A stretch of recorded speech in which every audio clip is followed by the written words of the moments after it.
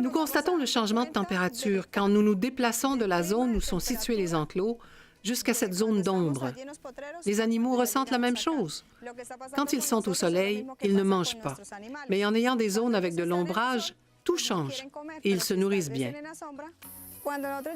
Quand nous sommes arrivés sur ces terres, il n'y avait pas toute cette végétation que nous observons aujourd'hui.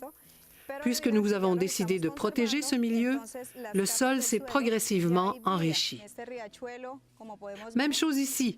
Autour de ce petit ruisseau, il y a beaucoup de végétation, des micro-organismes, des oiseaux.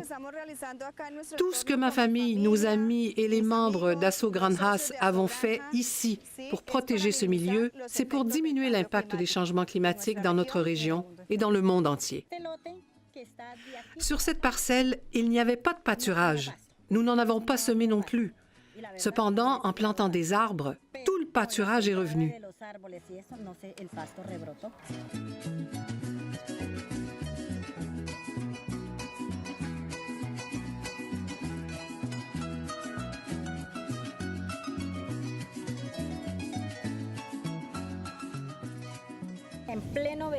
Avant, quand nous n'avions pas les arbres, au milieu de l'été, mes vaches allaient se réfugier sous un grand arbre que nous avons à côté de la maison.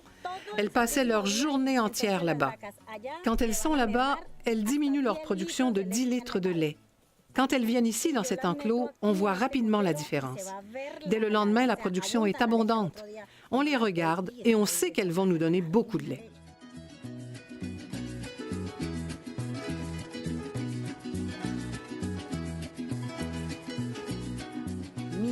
Mon rêve et mon objectif, c'est d'appliquer l'approche sylvopastorale sur toute ma ferme, c'est-à-dire planter des arbres sur toute la parcelle.